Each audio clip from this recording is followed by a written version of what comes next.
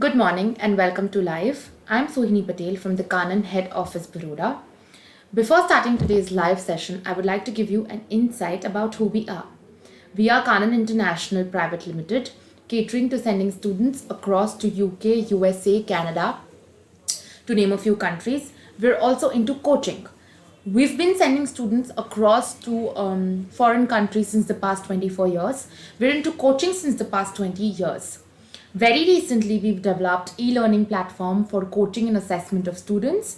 In that, we've also started our foreign learning language program initiation, wherein our first language to be introduced as a foreign language was French. We've started a very fresh and very uncommon course called Learn French Online, in which we intend on teaching students, especially aspirants who are wanting to go to Quebec as well as Canada for their further studies or to migrate or to settle. We teach French starting from beginning to advanced level, and we're also very soon coming up with German. Our e-learning platforms provide students with assessment as well as learning platform for send abroad tests such as IELTS, GRE, Spoken English, Duolingo, SAT, and many more. We are very soon coming up with a lot of other courses like TOEFL, IBT, PT, etc. So, what we are doing in today's world is helping students in these challenging times to overcome their study barriers, to overcome their language barriers, and step up for a successful education journey. Now, today's live session is particularly directed towards IELTS and towards one of the major, most important modules of IELTS known as speaking. Now, in today's live session, I would be talking to you about the basic or the essential steps that would help you to score high in your IELTS speaking test. Now, very important for you to know is that IELTS speaking test, there is a reason why IELTS speaking test is not, is conducted on a day after or day before when it comes to paper delivered, whereas in computer delivered you can always take the IELTS test later. This is because all the three other modules, namely listening, reading and writing, are to be conducted on the very same day, on the very same time frame, which is why, because of the high flight of students coming in, the speaking test is usually conducted or probably the speaking test has a flexible time frame, because so that the student has his own time and has his own structure to prepare for and to come and appear for the IELTS speaking test.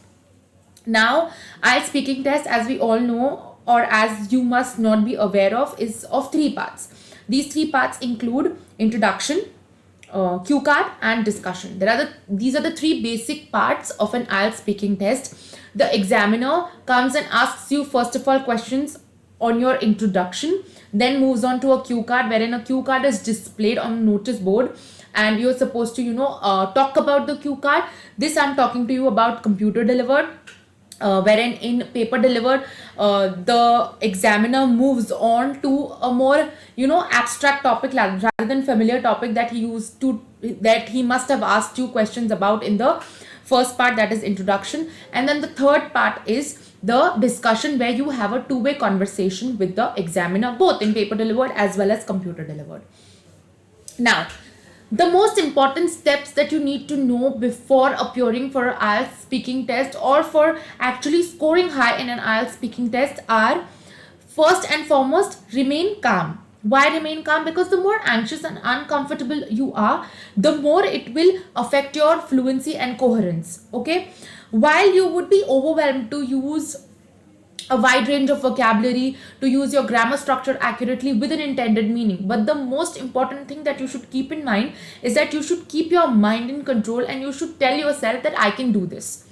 Okay? It is the examiner's duty basically to make you feel comfortable. That is what the test is fostered to provide, right? That is why the first set of questions that you see are very familiar. They are about yourself, your family, your home, your address, etc. But as you move further through the test, you will notice that the examiner may seem a little robotic. Why? because the test is structured in such a way that the examiner not just has to administer the test, but also has to ask you questions, give you instructions, and at the same time also has to assess and grade you. So it is not even an easy task for the examiner if you think about it. Actually, the easy task is for you, because you just have to sit and answer the questions. When you move on to the later, like to the next part of the speaking test, you will see that the familiar topics move on to the less familiar topics, to the abstract topic, and the speaking test becomes more conversation based. Now in this case, how can you remain calm? You can remain calm by keeping a smile on your face and by making sure that the examiner has had this feeling that you're a part of an engaging and an interesting conversation. So make sure you send this message across to the examiner. The second most important thing is you should know what's coming up. Now, whether or not you've given an IELTS test before, you should definitely know the structure of the IELTS test. As I mentioned, how it is divided into 3 parts, how long are these 3 parts, of what will you be assessed on the basis of, what part of your language would be assessed, who will be assessing you, will it be the examiner or will it be someone else. Knowing the test is half the battle won. Knowing what's coming up for you is half the battle won. So it is very important for you to go through the test formats before you actually appear for the test, right? Then comes, all you have to do is just answer the questions. Don't divert yourself from the questions. What happens that at the start of the test, you just need to give vital information to the examiner. Okay, don't keep expanding your answers. For example, if you're asked about your home, just answer about your home. Don't expand your answer. Wait until you're asked more specific questions like your work, your school life, your other details. Wait until these questions come up before extending your answers. What happens then is you keep rambling through information and you start talking about everything that you know. In this entire exercise, what happens is you get diverted from the main topic. You change your tangent and it appears to be very informal in front of the examiner.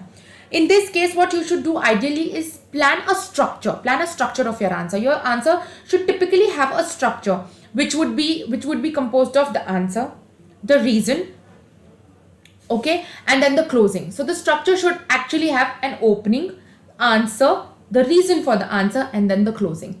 This is how your basic structure of an IELTS speaking test answer should be. Also, when you're wanting to give up on a question, for example, the examiner has asked you a question which says, what kind of weather do you prefer, right? In this case, there can be definitely times when you don't know the answer, or you're uncomfortable in answering and you can't come up with an answer. In such a case, use filler phrases. Filler phrases will help you engage in a longer conversation while expecting a late reply, or even when you're faced with difficult questions, you will develop an ability to keep talking. Filler phrases mean something like, if the question, as I said, was which kind of weather do you like, you could definitely start with, instead of saying I don't know this question, I cannot answer it, you can definitely change the frame of your answer to that's a tricky question, let me think about it, or yes, I guess I would say that, something like that. Keep engaging the examiner. You should definitely have that ability to keep talking, even though you face difficult questions, even though there are times when you can't answer spontaneously, right? So these filler phrases will definitely help you. Now the next thing would be, remember that the examiner's lips are sealed, right? What happens in a speaking test is that you start getting very familiar, you start engaging in friendly conversations with the examiner. This is not permitted. It's important to understand that the examiner is also reading from a script, and there are only a certain questions that the examiner is supposed to read out to you and ask you, and anything that is beyond the textbook that the examiner has is out of his reach, right? This can lead to awkward moments. Definitely there would be awkward moments in certain questions where you're not clear about what the examiner is trying to ask. In such a case, don't ask too many questions, right? For example, if I throw a question like, would you like to tell me something about your home? In this case, of course, you would be confused about which home is the examiner talking about. Is he talking about my home country, or is he talking about my home city, or is he talking about the place that I'm living in right now temporarily, right? In this case, if you actually haven't understood what the examiner is trying to ask you, don't keep asking multiple questions to the examiner. Ask the examiner politely to repeat your question, right? If that doesn't happen, what you can do is you can ask the examiner, or you can in fact make yourself very clear to the examiner. Instead of clarifying the home topic, what you can do is you can yourself tell the examiner which kind of home. You can indicate which home will you be talking about, and use the appropriate language. For example, rather than saying that so which home are you talking about, you can try saying that I would be talking to you about Boston, since this is the country since this is the city I'm living in right now. Even though it is a temporary city, even though I am from this so and so city or so and so country, etc. You can always try this rather than just asking blunt questions to the examiner. Okay. It should go without saying that you should not engage in any kind of conversation with the examiner. As I mentioned earlier, the examiner's lips are absolutely sealed. So before or after the test, do not engage in any kind of conversation with the examiner. Even before the test begins, just come, just greet, and just go on with your test. Go on with the instruction that the examiner is giving you. Even in the end, do not stay back to ask the examiner, how was my exam and how much did I score? Always keep in mind that your speaking test is recorded, and the examiner cannot discuss the grades with you. The next thing, very important thing, is get in the habit of answering the questions with why. Now if you've given the IELTS test before, you must have noticed that the examiner will respond to simple answers by asking you why. Why does this happen? This is because the examiner wants to accurately assess your language. However, if the examiner feels that he or she needs to coax more information out of you, he or she will repeatedly ask you why after everything. So don't get alarmed, because it is the duty of the examiner to make you keep talking, right? And in this case, you might be even marked down for lack of fluency. Because if you must have heard about the band descriptors, what happens is if you want to achieve a band of 6, according to the IELTS speaking band descriptors, the candidate must be willing to speak at length. And even if you want to achieve a band of 5, the candidate usually maintains a flow of speech. These are the various speaking band descriptors. Now, giving one word short answers are usually not permitted. Like, they are usually not something that the examiner would want out of you, which is why it is very important that you give relevant answers, you give accurate answers, and you structure your answers, right? For example, if the examiner asks you, what's your favorite color? You reply by saying, blue is my favorite color. Now, what if the examiner asks you why? Instead of saying, I don't know, I just like it, you can say, blue because it reminds me of the ocean and the sky. I feel calm when I see the color blue. The color blue gives me a lot of peace, and so on. The last and the very important point is implement key phrases strategically. By key phrases, I mean that since you're studying about IELTS, you should be aware about the structure of the IELTS test. Now, there are various set of questions, basic questions that the examiner will definitely intend on asking you. So, for example, if the examiner is going to ask you something about your home, your family, your work, your student life, have a basic structure in your mind of what kind of answers will you be throwing at the examiner. This is a great time to show off your ability to use the present perfect. For example, if you've been thrown a question about home, you can definitely have a frame in mind which says, I've lived in my apartment for 2 years. Family, we've been married only for 6 months. Work, I've been an engineer for 14 years. Student life, I've been studying English for 5 years. So there is a basic structure that you need to keep in your mind before, answering these basic questions. There is also I could also give you a list of, phrases that you can use if you want to, keep on talking when you don't even have relevant information, or certain phrases that will help you go through this test. For example, if you want to give your opinion and show an other side of the topic, you can say, in my opinion, I believe. If you didn't understand or hear something, you can definitely say, excuse me, could you repeat your question, please? If you don't understand a term or a word, you can say, what does that mean? I'm sorry, I'm not familiar with it. And if you're facing a difficult or strange question, you can also always buy yourself some time and say, that's an interesting question. Let me think about it, and so on and so forth. So this will only help you get started with your preparation.